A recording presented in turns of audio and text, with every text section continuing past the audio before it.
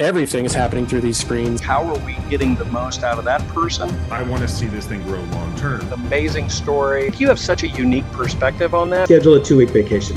I applaud those models. Undervalue. Secure your digital footprint as well. Why were they even put in place in the first place? Only the most adaptable survive. Let's get to the leaders list. You've spent a ton of money and time developing your company brand, right?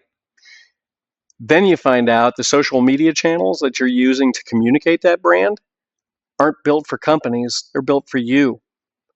So the question is, how much time have you put into developing your own personal brand? How are you using those channels to your benefit? It's a huge subject because it can unlock a lot of doors for you. And so that's the reason it's the subject of today's Leaders List. I'm Bryon Morrison, CEO and co-founder of Proxy. And we're going to speak today with Fanny Dunagan, who's an expert on developing your own personal brand and developing a community. Let's jump right into it. Welcome to the Leaders List. All right, Fanny Dunagan, I am so excited to have a pro like you on the Leaders List. Thank you for joining us. When you say I'm a pro, then I'm really flattered. No, this is awesome. You know, we're going to talk a little bit today about personal brands. And one of the things that, when we start talking to executives and they start thinking about, like, how am I going to do communications for my company? What role do I have to play or should I play? And I think it's so interesting to me how you have advised executives through this process. Tell us a little bit about how you got into this and then what PathLynks does. Sure. Well, first of all, thank you, Bryon, for having me on. Always a pleasure to speak with you. I kind of got into this by accident. I started off as a geeky civil engineer, and then when that got tiring and I wanted to talk to more people, I got into business consulting and started at Arthur Andersen doing software implementations, change management for aerospace and defense companies. Did that for almost a decade and ended up, burning out actually and wanting to have babies. And so I was a stay-at-home mom for a while and I did that for a while. And that's when I felt a little lost actually. And that's when I ended up volunteering and getting into our local communities and helping them build training programs and job fairs. And it was through that I ended up falling in love with video marketing and branding on LinkedIn. And then eventually through these job fairs, employers started hiring me and our company PathLynks, and then job seekers wanted to build their brand. And so everything kind of happened very, very organically. But I always kind of see this as like the third phase of my life, from corporate to mom to entrepreneur. I love it. And it makes so much sense looking at this from when you were starting to get into it from a staffing perspective, because if we're recruiting and staffing, it's all about the individual. And then that's just kind of naturally the timeline just hit also perfectly around influencer marketing and individuals' personal brands. And so, you came up at the perfect time to be a pro in this space. And I mean, these days, PathLynks, we help tech consulting firms, especially with their LinkedIn brands, videos, and live streams. But LinkedIn did start off as a job search network, right? But now ever since COVID, I think, it's evolved beyond just job search to a place for people to learn, to grow their network, and to build their authority. And so now there are more people going on to LinkedIn purely to look at content than just to look for jobs. And so it's become this like huge resource to build networks and learn. I agree. I mean, frankly, I find it to be the most valuable social network, because it's the people's perspective on it is different. It's professional. Yes. And I kind of like how the community fights back too. Like when somebody starts putting stuff out there, it's like, hey, that doesn't belong here. And I love that. And especially because LinkedIn for your audience, right? I know you have a lot of founders of small and medium-sized organizations, right? Yeah. LinkedIn is the most affluent platform out there, right? This is the place where you're going to meet with, find other executives, find other founders, and you're going to know exactly what their job title is, as well as their company and what industry they're in. And so there's no other platform where you could get that instantly. Yeah, that's a great point. I mean, it's a functional tool that you should be using. But now let's talk a little bit more about the content around it. So, Sure. you know, it's funny because some individuals that we work with, it ranges from, I really want to do this. Like, Yeah. I want to have a presence. And then there's other, you know, the other side of the spectrum, which is like, God, do I have to do this? And, you know, so how do you answer that? Like, do I have to be the next big thing? Right? Is that the goal? Yeah. It's, do I have to? And then I also hear, I don't do social media. That's Right. I hear that objection as well. Nobody has to do anything. The better question is, do you want to grow at scale? Right? Yes, you can continue to grow your business through referrals or networking events or the traditional methods. However, if you want to grow at scale and gather a following and a community of thousands and tens of thousands and hundreds of thousands and do it quickly, LinkedIn is the place for that. And a lot of times people think social media is about, I need to be an influencer and I need to be known, when actually LinkedIn itself, it's more about how can you educate people? How can you share what you've learned? I heard a great quote recently that we're most qualified to help people that we used to be. Oh, So just sit with that, right? We are most qualified to help people we used to be, right? And it is our duty and our gift to give back to people what we've learned. So if we come from that space of we're here to give and educate and share our knowledge versus, oh, I want to be popular and I want to be an influencer and I want to be famous. If we come from that space of giving and serving, that's when you build a very loyal community.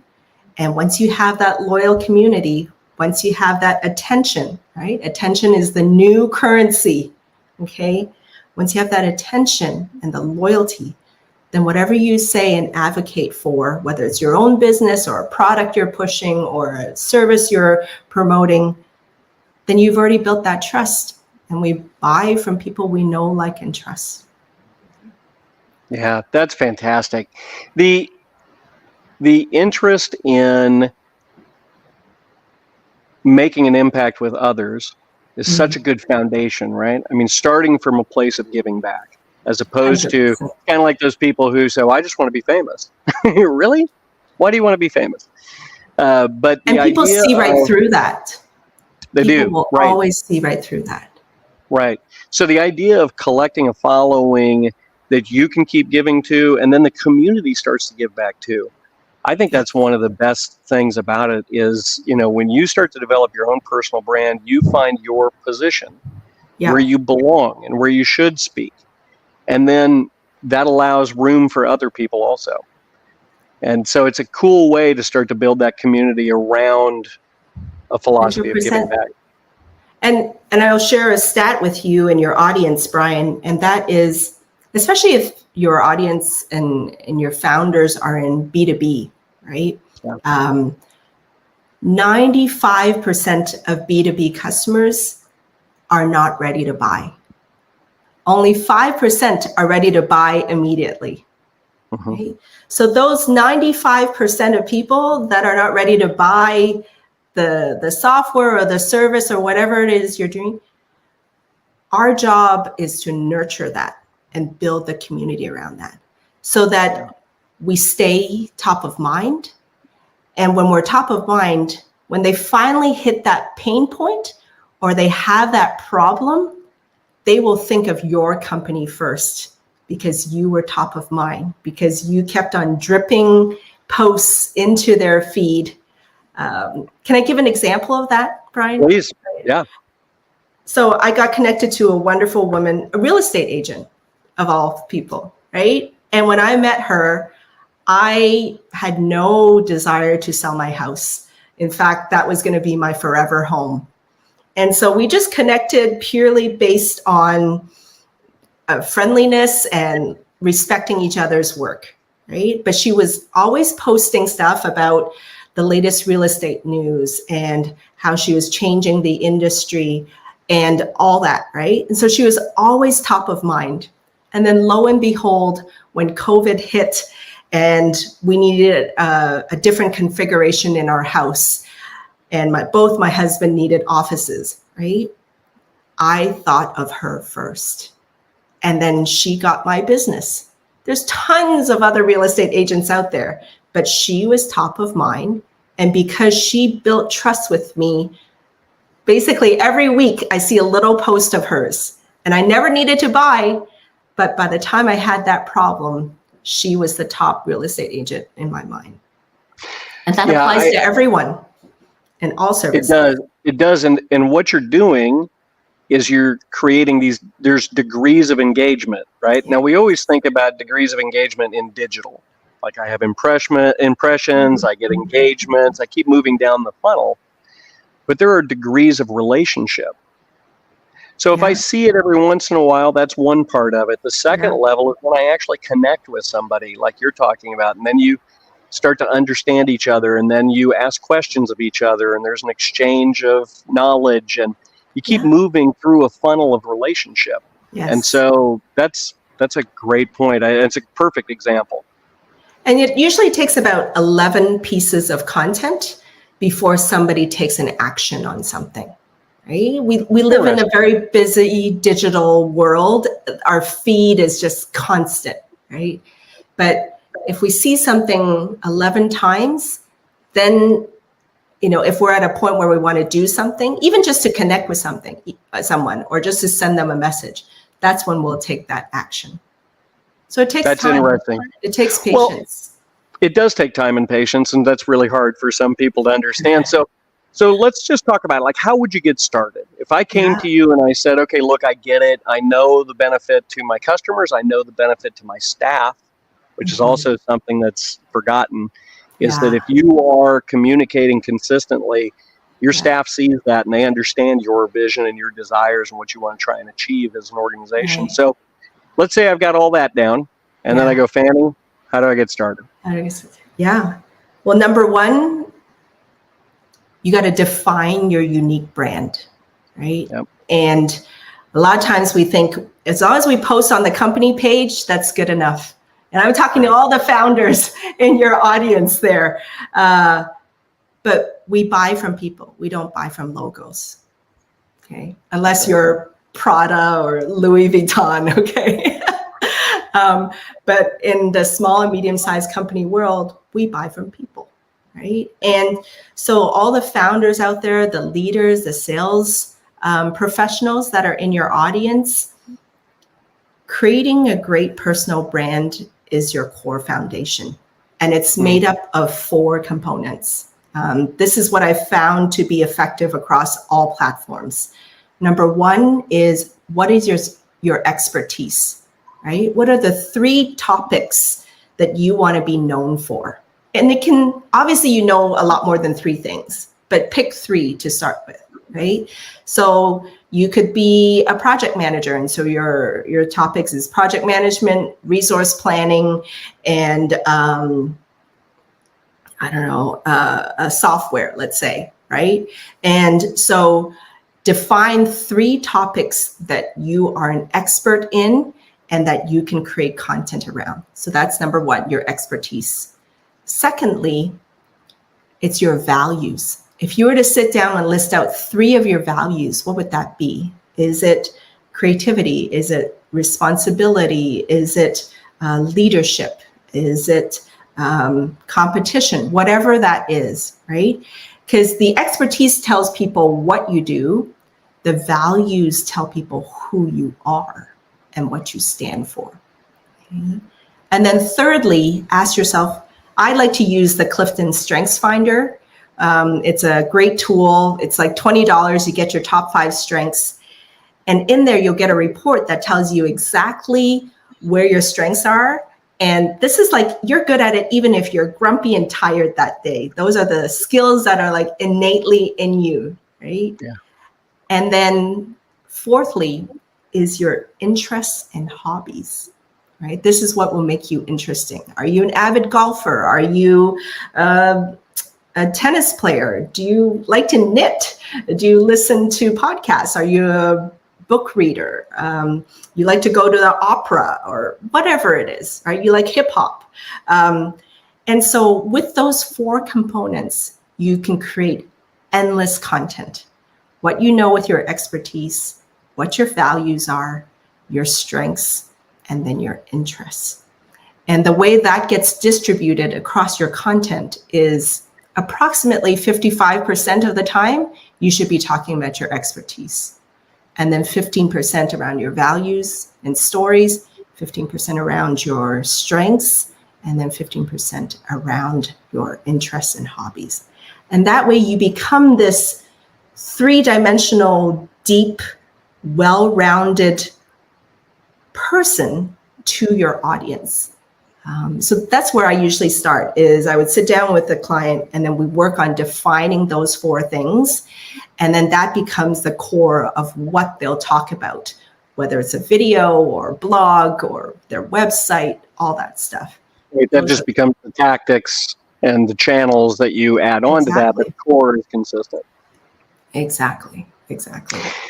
Fanny, is that how you balance? So once you get into this and you start doing it, you know, the first argument is always like, what am I going to talk about? Well, that was perfect. Like, that was a great way of outlining that. And I've developed brands with big companies for years, but it's so much more fun and interesting to do it around individuals.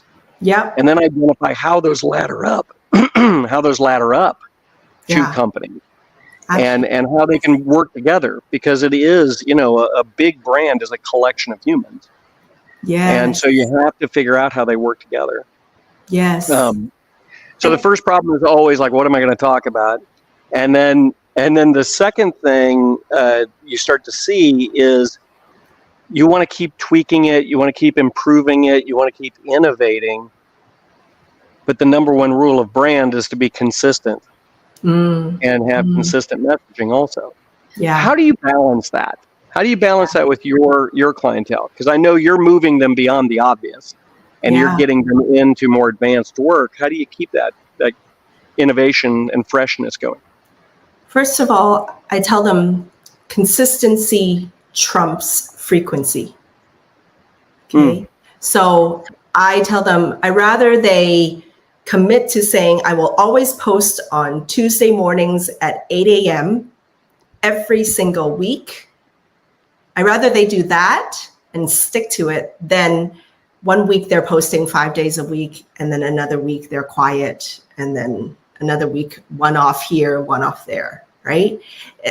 Think of it as like you and I grew up with TV when we didn't have Netflix, right, Bryon? Right. And so I always grew up knowing on Thursday nights, those are all the funny sitcoms, right? With Seinfeld and I forgot whatever else, but NBC owned it. Oh, That's Friends, right? Friends and Seinfeld every Thursday night, right?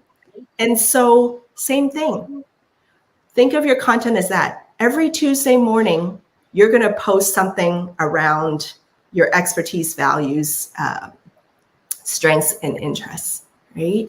And that way you can keep up with it, right? So that's kind of like layer 1.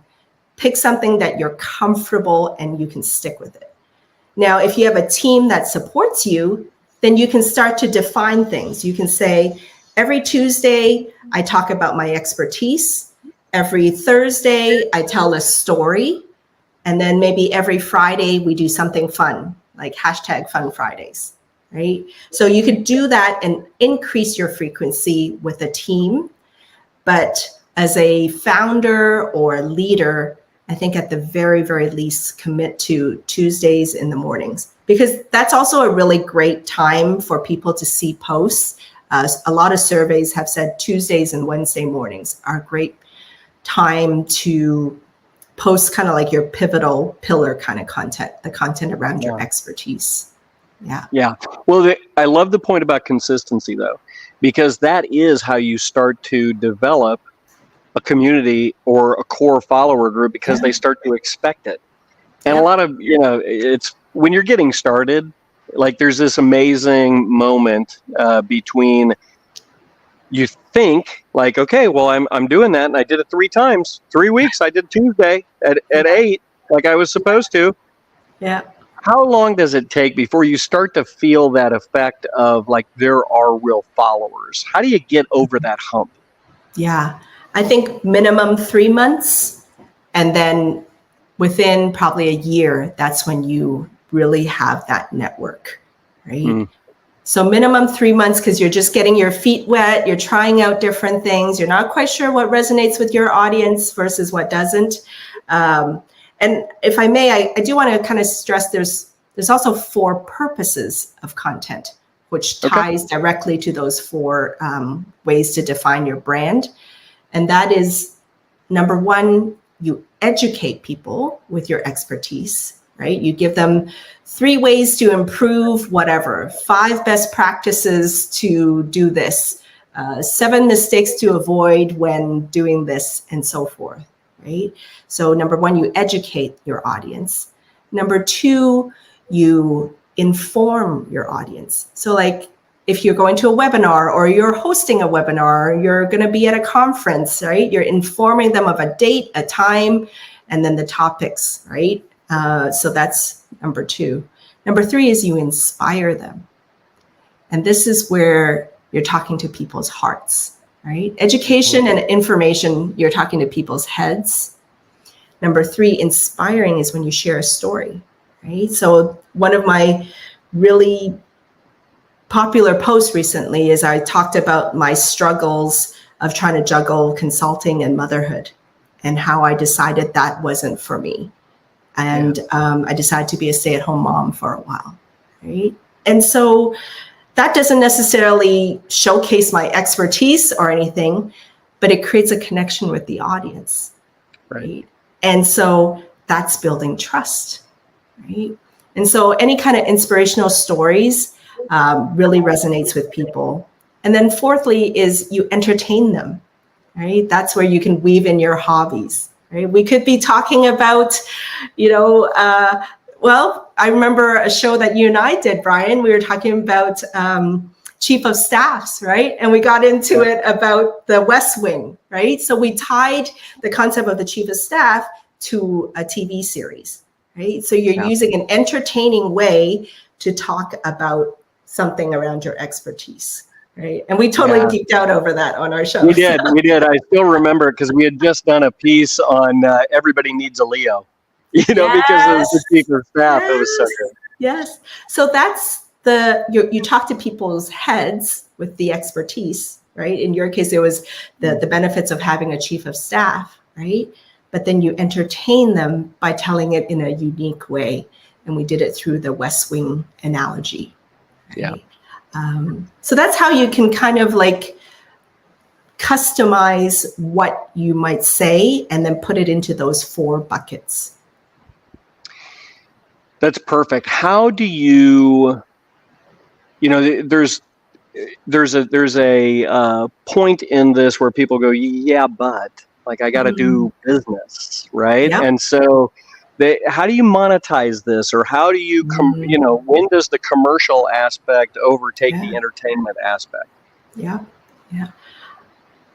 I have a great ratio that I learned from somebody and I love it. It's the 5-to-1 give to ask ratio. Oh, that's great. So for every 5 pieces of content where you're just giving and the only call to action is let's connect and follow for more insights on whatever, project management or branding, whatever your topic is, right? For every 5 of those kind of posts, your 6th one can be, hey, by the way, thank you for following my posts. Just want to let you know that I am the CEO of whatever company. We help companies with X, Y, and Z. If you ever need a services around that, please feel free to reach out. We offer these packages, right? But because you gave so much, people don't mind when you ask, right? Because then you've built that trust. If I'm following somebody for 6 months and then they make an offer to buy something or have a template that I can download or whatever, I'm more inclined to do that because I know they gave me value for that, leading up to that, right? So that's one way, the 5-to-1 give to ask ratio, right? So not every post has to just be giving. The 6-1 can be in asking. That's kind of like that. Oh, I didn't mean to interrupt, but that's kind of like that Gary Vaynerchuk book. What is it? Jab, jab, jab, right hook. Yes, very similar. Same idea, right? Same idea. But I love the 5-to-1, and I don't care if it's 5-to-1 or 3-to-1. But the bottom line is you are over indexing on helping, and in that process, I think there's also an interesting opportunity to kind of weave in what you do into those stories that you're talking about, 100%. because you have such great insights, right? I mean, 100%. Fanny, you work with people all the time where you go, let me tell you a story about what somebody was going through. And that's, certainly that's promoting your business and who you work with, but it's really, it's elevating that and communicating that to everybody else who's probably also feeling that same pain. 100%. And then you can take it a step further. After you create a post, right? You look at who liked it and who commented on it, right? And a lot of times the likes are obviously a lot of your first connections, right? People that you're already connected to, and they may or may not be prospects, but there's also second degree of connections and third degree, right? And those, you can look at those second degree of connections and ask yourself, is that a prospect, right? And you follow up by sending them a message and saying, thank you, John, for liking my post on LinkedIn branding. Is this a topic that you are exploring or looking to build for yourself? And then that's it, right? Yeah. And so they're already a little tiny bit warm because they liked your content. Right? So you almost have a little bit more of a permission to send them that message versus all these like spam messages we get, right, Bryon? They're so cold, right? But because they liked it or commented on your post, because you're talking about your expertise, it's very fair to just then say, hey, thank you for your lovely comment on my post about branding. Is that a topic that you're looking to explore, or you're just creating this tiny little bit of an opening? And then that way it's inbound leads, right? It's not cold outreach, and you're establishing a relationship. And then those people that reach out to connect with you, I always send a message and say, thank you for reaching out to connect. I'm always curious with new connections. Can you tell me what topic drew you to my profile? Yeah. Very open-ended question, but then that's the start of a conversation. Right? It's funny how many people, they get so frustrated, with people reaching out to them on LinkedIn. And frankly, I don't accept every invite. I think that's a lion, right? LinkedIn Open Network or something like that. I'm not a lion. But when people reach out to me, I have a standard response, right? Which is, thank you. I appreciate you reaching out. What would you like to connect about? How do you, what can we do for each other? Yeah. And usually I always follow that up with a phone call, because I'm like, look, I just want to know who I'm connected to and know that we can help each other.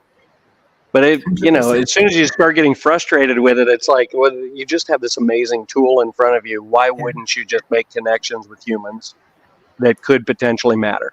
But they technically gave you a little bit of permission, right? That's right. Because they reached out to connect, or they liked one of your posts, or they commented, right? Right. And so with those three things alone, you're taking it from content to a message.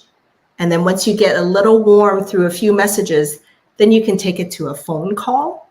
And then that's when you can go deep, right? Right. And Those are those degrees of a relationship I was talking about. Yes. Yeah. And so the content gives you the opener. It cracks the door a little open so that you can start that relationship. And how great is that versus, okay, I'm going to cold outreach and like dial, or I'm going to send these random messages that nobody reads and everybody's just deleting. Right? Yeah. You're leading with your content. You're leading with who you are and what you know. Yeah. Okay, so what are the biggest mistakes you see all the time? Making the content about themselves. Yeah. Right. You know, example, it's all about them, right? Yeah. Me, right? Me. Like, I just came back from an event. I met all these people. Look at me, right? Okay, let's use that example. Okay, a lot of people make that mistakes. They post photos from an event, and then I attended this. I met all these people. Period. That's it. Right? So an alternative to that is, what if you went to an event? And I'm a big note taker. Okay, I'm like a geeky student, right? I always take notes at every event that I go to, especially if there's a speaker, right? So I might come home with 3 big takeaways, 3 bullet points of something I learned. Yeah. So then I'm still posting the photos of the event and of people that I met, but I say in my header, 5 things that I learned from this organization and this speaker. And then bullet 1, bullet 2, bullet 3. So I'm sharing something I learned, right? It also shows that I'm continually growing, right? And then I'm sharing it with my network. And then I can like tag people. And when I tag people, it's not so much, oh, I hope they all come and like it. It's more like, hey, everyone, make sure you connect with this person, Bryon Morrison, that I met at the networking event. He's the co-founder of Proxy. I learned so much about chief of staff services from him. If you're looking for one, be sure to connect with him. So I made the post about what I learned and about the people I met and gave them kudos. Yeah. And so suddenly you're making about others versus yourself. So that's an example. Yeah. Okay. That's perfect. That's easy, right? Just a little bit of gratitude and a little bit of awareness of what did you get from it. Yeah. What are some other? I'll tell you one thing I see all the time that drives me crazy is just the repost with no contact, nothing else with it. Why does that matter to you? Yes. You know, like it takes 2 seconds to say, I'm sharing this so that other people can see it. Maybe that's it. There's a job opening and I know this individual and they're worth it for you to look at. Okay. That matters so much as opposed to just reposting all the time. That's my pet peeve I'll throw out. Agree. Yes. And it actually does nothing for your brand to just repost other people's things. You can start there if you're shy to post or hesitant to post and you just want to like work that muscle of doing something. So yes, you can kind of call it a ladder. You can start by liking something. Then the next rung is you start by commenting on things. Then the next rung is you're reposting something, okay? But if you've been doing that, then you need to graduate to the 4th rung, okay? Which is then you can share something, but it might be like 5 tips to improve something, but then you add 2 more, right? And you can say, hey, just want to share these 5 tips on leadership from Forbes that I read recently. I would also add this tip as well as this tip. And then so you add your perspective, right? Yeah.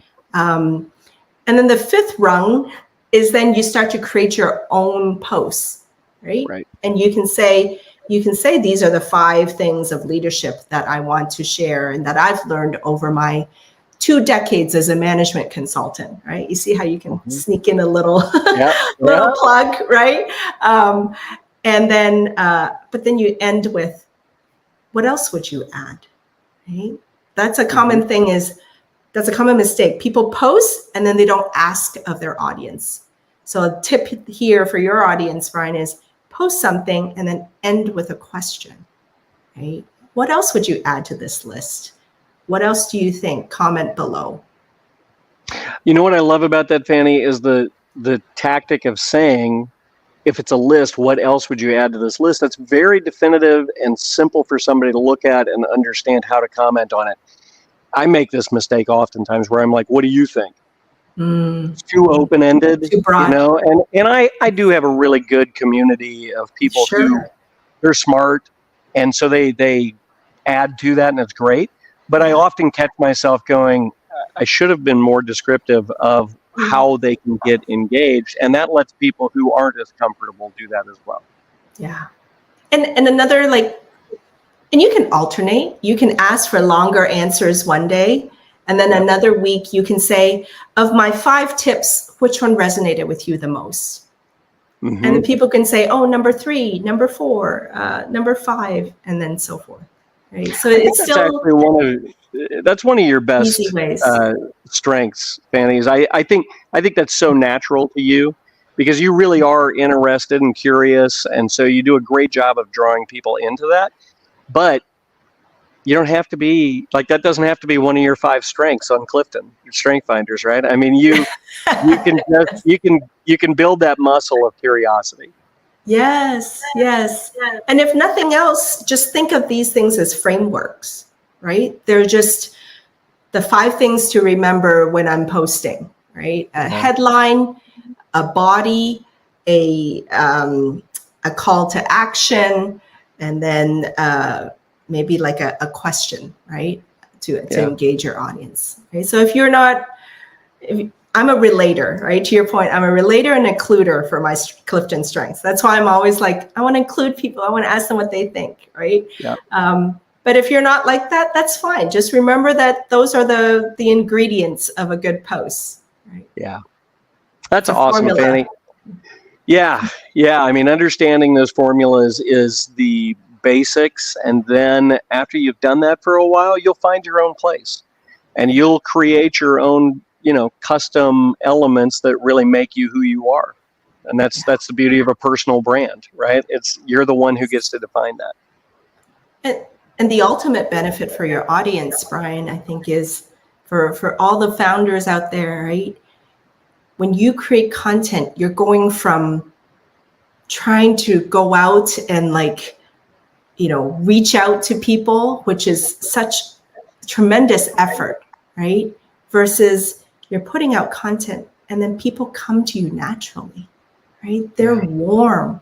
You're attracting them with what you know and who you are. Who doesn't love warm leads? It's an easier conversation. There's no question. Yeah. Well, Fanny, oh, no, go ahead. No, a lot of times, you create that consistent content, and there's going to be people that will reach out to you and say, Bryon, I've been following you for 6 months. And you'll be like, what? You've never liked or commented on anything. Right. But think how warm I am by the time I say that to you. Do you mind if I hop on a call with you to learn more about your services? Yeah, those voyeurs are out there, and they're, when they get to a point, I think you said it perfectly. They may not need what you have at that moment, but they're interested, they're paying attention, they're learning from you. And so when they do come to that moment, at least you're going to have the conversation. 100%. Yeah. Fanny, this has been so awesome. I always love your perspective. And I think the folks that get to work with you are really, really lucky, because they can start to understand it's more than just whether or not I have a following and I'm getting something up on the internet that people can believe in from a thought leadership perspective. I think a ton of what people get from you is defining their brand. And, that's not something that we all do every day, where we sit around and think about those 4 items that you talked about and how do I weave that together in a story that matters, that I care about, and that really illustrates who I am. So I think that's such a great offering. I think anybody who has the opportunity to work with you would benefit greatly from that. And we all appreciate your wisdom. Thank you, Bryon. Thank you. I love it. I love what I do. I'm here to shine a light so that others can shine their light. I love it. All right. Well, thank you, Fanny. Take care, Bryon.